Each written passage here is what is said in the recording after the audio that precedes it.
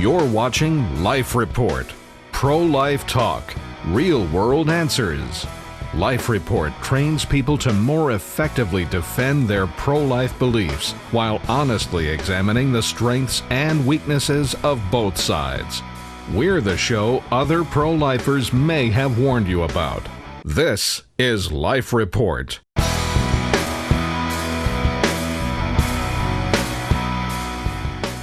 Welcome to Life Report. I'm Liz Goddard here with Josh Brom and Andrew Nemi. How's it going? It is going great for me, at least. I don't know about you two, but I'm doing great. We have a pretty unusual show.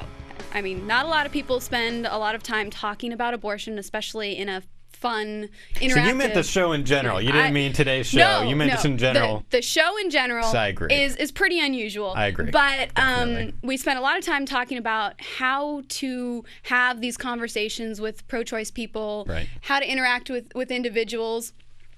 And we have all these textbook conversations. Well, today's episode is going to focus on the most unusual conversations that we have had on the unusual topic. Because we feel comfortable abortion. with the unusual. Yes. What you're That's saying. right. Because that is we exactly are what unusual. The show is unusual.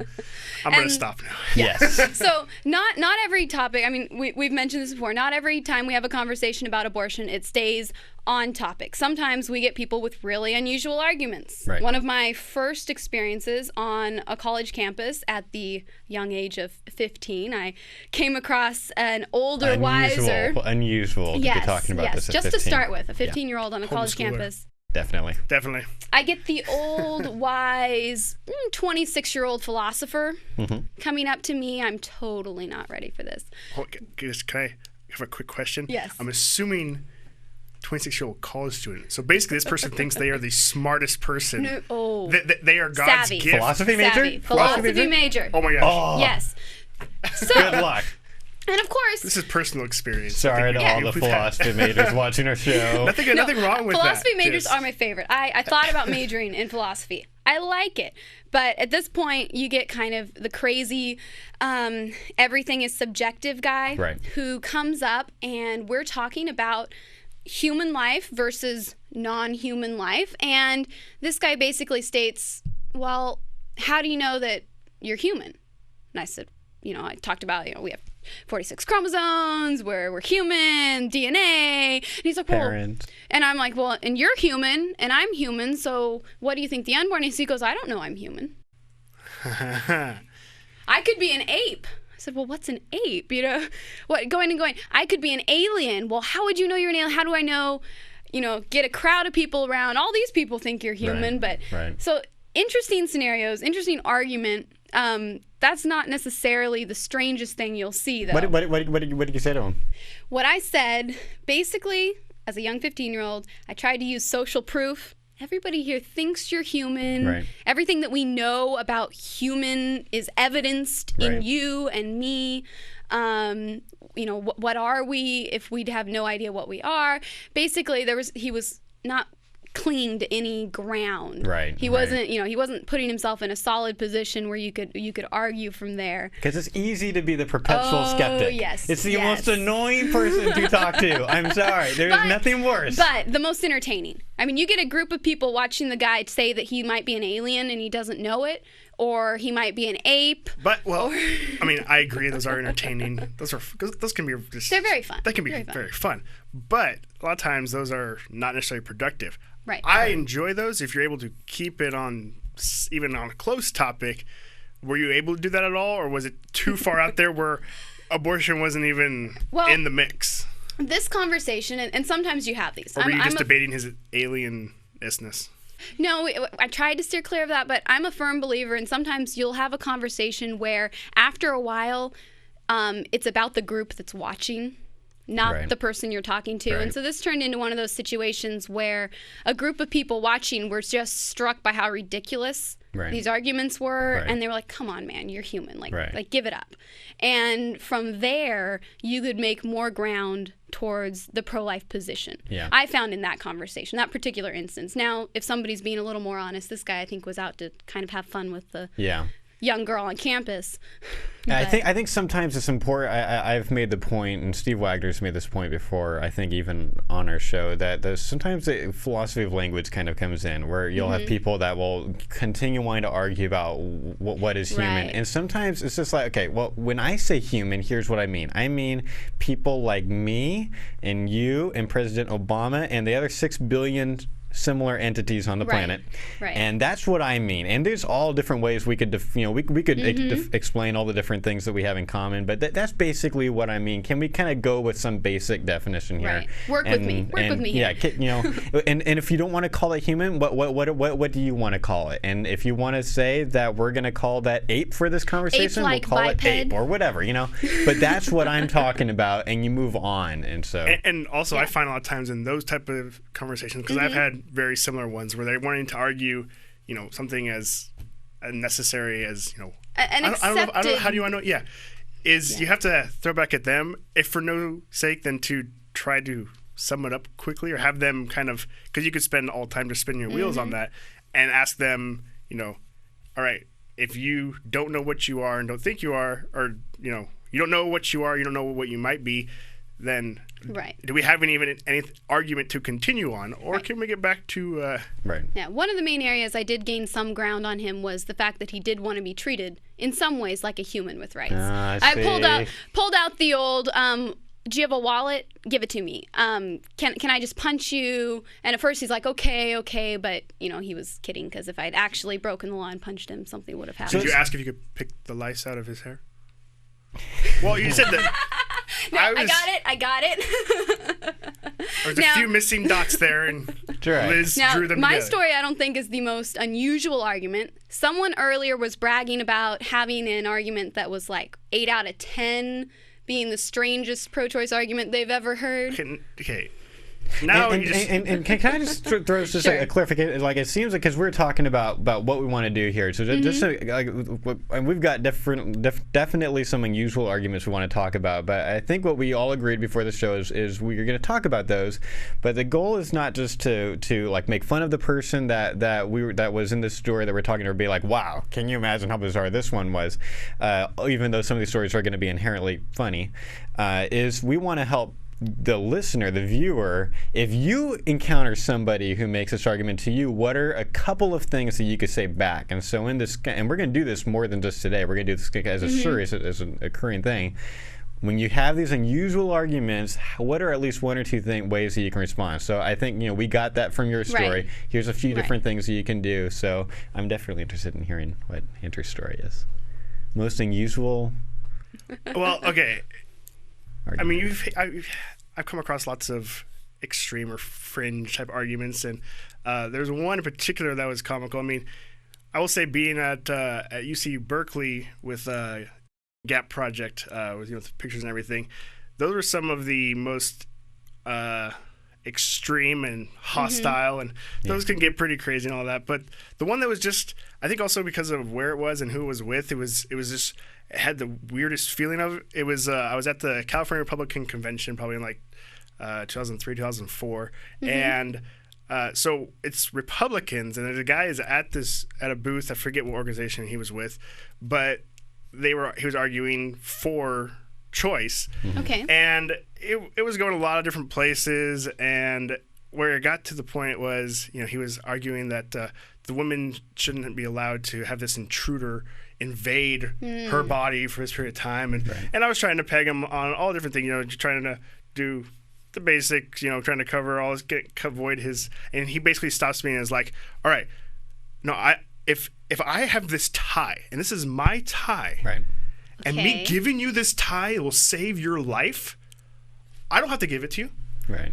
And it's like, okay, and I was like, okay. When would a tie save your life? No, it doesn't matter. It doesn't matter. I didn't even ask Just that go with question it. because Just go with it. that was too far out. Doesn't matter. So, and what was great was, usually in these situations, I mean, he's obviously trying to draw an analogy to it. I can appreciate that. Right. But he was adamant about continuing this particular topic. So he used that as sort of the analogy, and I kind of go back to whatever rhetoric I was using about, arguing, the humanity of the child, and if it is, if it is a human, then it shouldn't matter, or if the woman if it's an unwanted pregnancy, then it should be about her not taking responsibility for her actions. All these types of arguments. Right.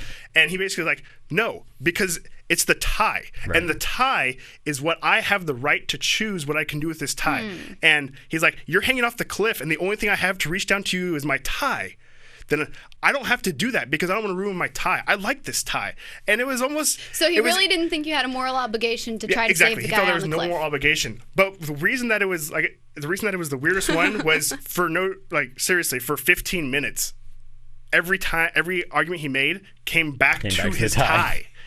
And it was a really ugly tie. It was this bright beet red. But give it to him. He's trying to draw an analogy. He liked the tie. He liked the... Didn't matter whether you liked it or not. He liked it. That's in the end the relevant, point. So, yeah, but it was so disheartening just to think that he was arguing for the sake of arguing. Yeah.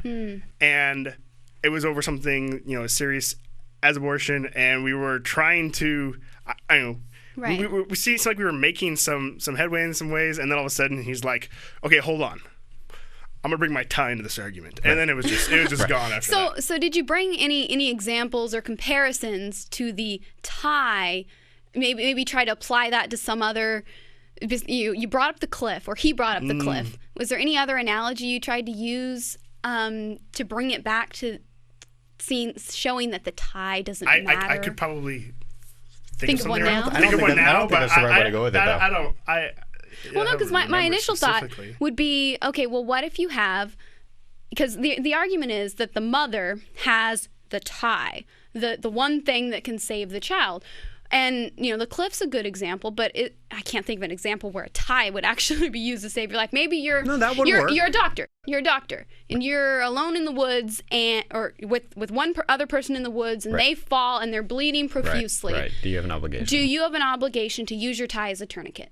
And if he's saying no, that's a pretty extreme view. Yeah. And you can use that as almost a shame tactic. That's kind of forceful, but to show someone, look, you really believe that your tie, ugly as it is more valuable than saving this other human's life. When in this scenario, I've made you a doctor. You not only are you able to do it, but you're qualified. You're qualified. Yeah. You're like the mother. She's qualified to be the host of the child, to carry the child. So that's kind of what I was getting at. That's one way I might approach it. No, you had a different idea. I think it's certainly good. I think in the end, the general, the broad question over this whole thing is whether humans have any obligation to each other, and some people have this view that it's kind of this individualistic, everybody's on their own, and ultra-libertarian, and that's just not. That's not most people's view. Frank Beckwith writes about this in Defending Life. He talks about how humans are in community with each other. We have certain obligations to each other. Some people have more obligations than others. Parents have more obligations to their kids than I have to someone else's kids or whatever. But we have certain obligations, and like if I can't find the common ground where you're falling off the cliff and I have a rope or a tie or whatever, I don't even have an obligation to try to help save your life with a rope. Nobody believes that.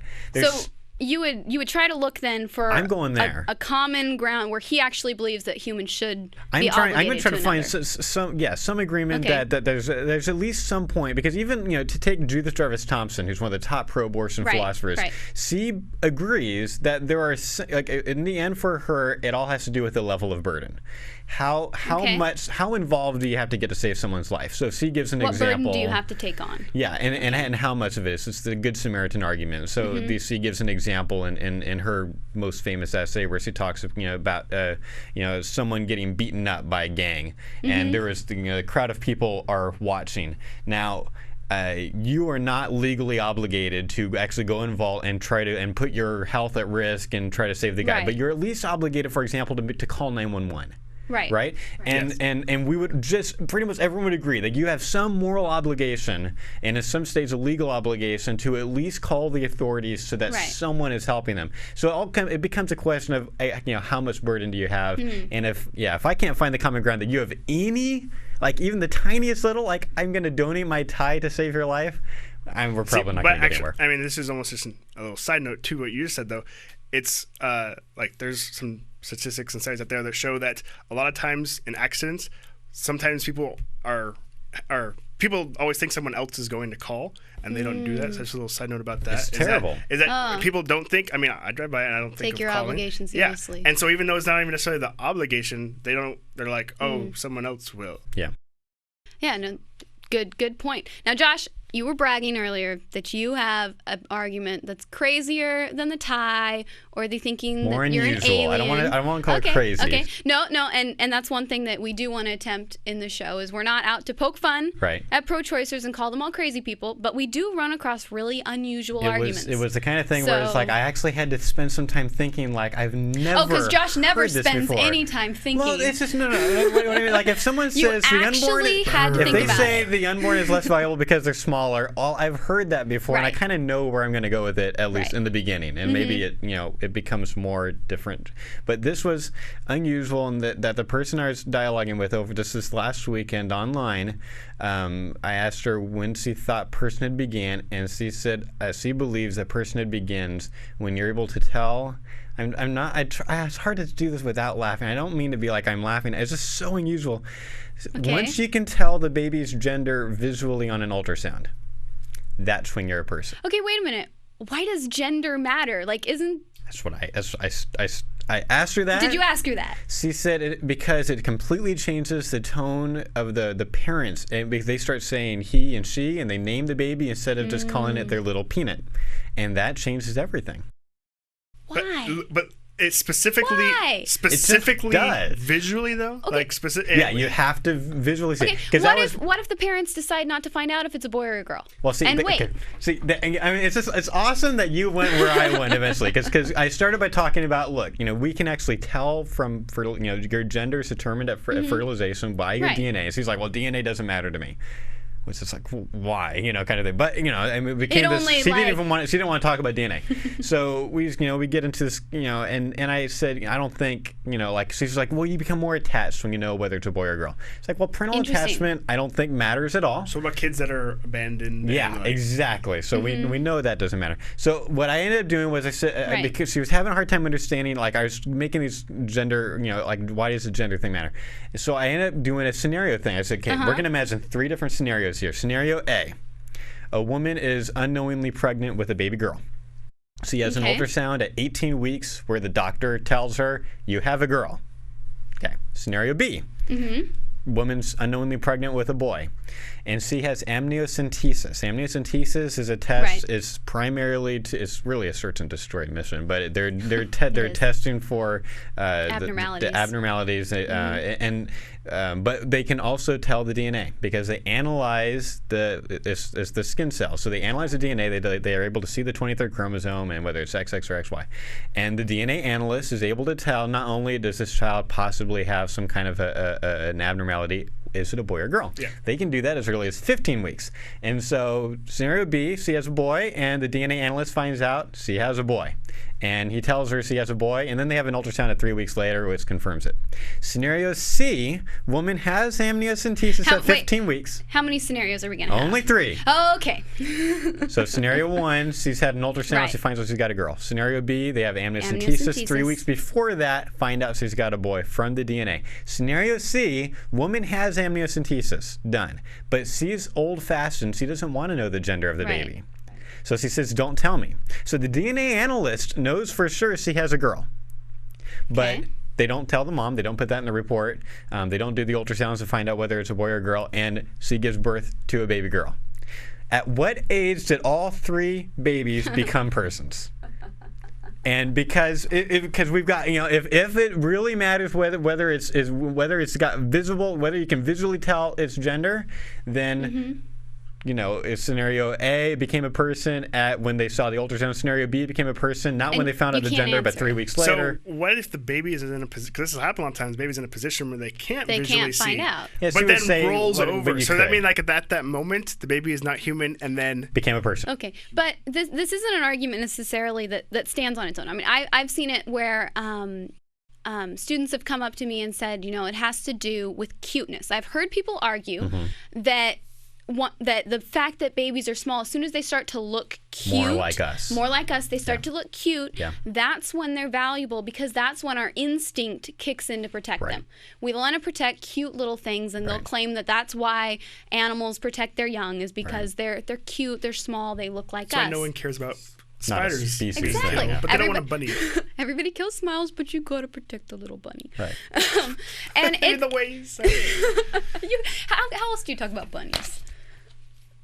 Okay, I can honestly say, Hopefully, most of the different time, than her. I'm not like cute little bunny. Ooh, bunny. Yeah, that's just not But accurate. I think the reason people reach to arguments like that is because that's when our gut, our visceral reaction is, Right. we need to protect this. Right. And so that as an argument is appealing, Right. because, that's when I feel something for this child. But then you pull out the elephant man, or you pull out Right. someone that is clearly human but doesn't look like the rest of us, Right. and yet we should give them equal human rights. And Right. Well, because we know that our feelings are not the measure of right and wrong. If that was so, there'd be a lot of special needs Right. kids who would be treated, as they were in the past, unwanted and tortured in some aspects. Well, like you just said, and then we should treat them as a Right. human. Right. The fact of the matter regardless is, of our feelings. correct, is if you can identify that, if you can isolate that part of the argument, that you're deciding whether or not they can be classified as a human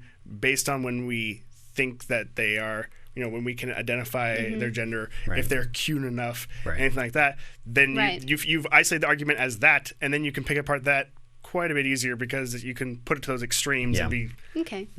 there's one other thing that I did that I think it would be helpful for that we should do in general. It doesn't just work with this argument. Is I asked her at some point, are you open to the possibility Okay. that the criteria that you've selected for personhood is wrong? is not a good criteria. There's Nice way of and putting she's it. like, well, what do you mean? It's like, well, there's a whole bunch of criteria for personhood. Like, Right. I think being human is what makes you a person, but Dr. Singer thinks it's sentience, which happens after birth. Some people think it's consciousness, which is defined differently. Some people think when the baby can feel pain. Some people think it's when the baby uses its lungs for the first time. There's all these different criteria, and I think only one of them is correct. Is the correct view of the world, and it might not be mine. Mine might be wrong, but only one of these is correct, because they all can't be correct. And so, are you open that possibly yours is wrong? Because And how did she respond to that? she ended up. What it turned out was that she was using personhood to mean something different than I was. So instead of value, she was trying she to say when we should draw the line for when we should stop having abortions, which sometimes can be the same thing. Like, I think when it's a person, you Right. shouldn't have abortions. She ended up saying, well, no, okay, actually, if you really mean when I actually think it's a person, that's at conception. But I think that you shouldn't stop allowing abortions until 18 weeks, because I don't think they should have sex selection abortions.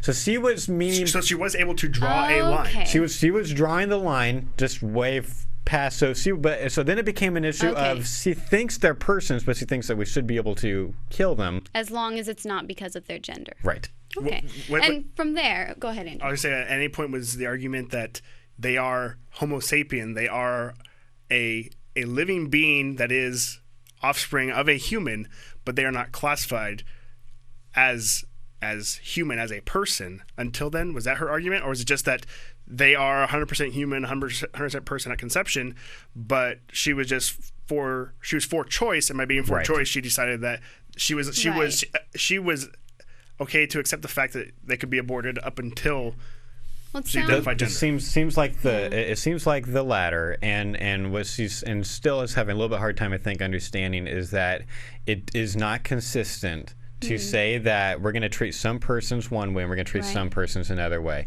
Dr. Singer's argument, she thinks Dr. Singer is horrible.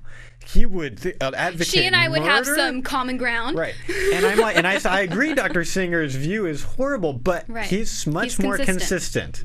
and she's Scarily still so. having a hard time kind of figuring that out. But we're working on it together, and we're going to see what happens. Okay. At what point did you think, man, I put a lot of time into someone that's not going to change her mind? Towards the end, Aw. I'm a little bit worried now. You don't know if that's going to come through We'll see. at a later date. Along the same lines, we Yeah. put out a message to a Facebook message to our listeners, asking them for their unusual stories, and this one's kind of along the same lines. I think there's a comparison along the same lines of logic. Our listener Matt has has said that he's received this argument. Someone has told him that abortion is okay because the unborn will be reincarnated into a family that will love them. Is there any religious, is there a religion that they were not that I know of, but it could have been a religious belief. Reincarnation tends to be a religious Trot out belief. the toddler. There's nothing wrong with killing you, because I think you would be reincarnated into someone that won't be killed by me later, and you'll be happier. Okay, but I'm already happy now. Or try the unhappy toddler. There's some good. abused kid who's not in a happy family right now. Let's kill all of those so that they can hopefully be reincarnated into happy families. But you could do that. I would say if it is a religious belief, then they might include that as well. Yeah, how would that go, Andrew? I mean, what would you do if this was someone's religious belief, and they believe that every unwanted child, or even every, let's say, street kid who's starving in Africa, will be reincarnated into a loving family? How would you combat that? Then I think that you'd have to change the issue to the value of human life, and you're not going to be able to argue their religious belief in that aspect as to should that be even allowed legally, and then who would define that, I think would be the biggest thing, because if their religion is that, then they feel that something in their religion okays that, and you got to try to narrow it down to that, and that's really difficult because of the emotional ties to that. You're challenging them; they're going to become very defensive. So you got to step on a lot of toes. Well, very what about easily. and I like the kind of the line you're going down. One example you might bring up. I might think if they're saying, my religious belief is they'll be reincarnated into a loving family. Okay, I'm not really going to argue with your religious belief, but how do we regulate that in life? Should there be laws against killing unwanted creatures or people? Or is it just okay to murder whoever you want because they're going to be reincarnated? You might also try reductio ad absurdum. I'm going to start asking, what age should we stop killing people hoping they're going to get reincarnated into loving families? Good. I might ask for why. I mean, this gets more religious, but why is it that you believe in reincarnation? What evidence or reasons do you have to think that happens? That'd be a good starter before you just assume it's a religious My favorite, though, is when I asked Matt what he said. He said, well, what I could have said was I was an aborted fetus that was reincarnated, and I think abortion's not cool. Just see what they say, but who knows. Oh, very interesting. Interesting responses to that. Thank you for watching Life Report. That's our show for the day. Be sure to check out our website, www.prolifepodcast.net. I'm Liz Goddard. This is Josh Brom and Andrew Nemi, and thank you for watching our show. We'll see you next week.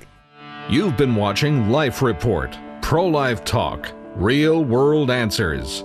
Life Report is produced by Right to Life of Central California.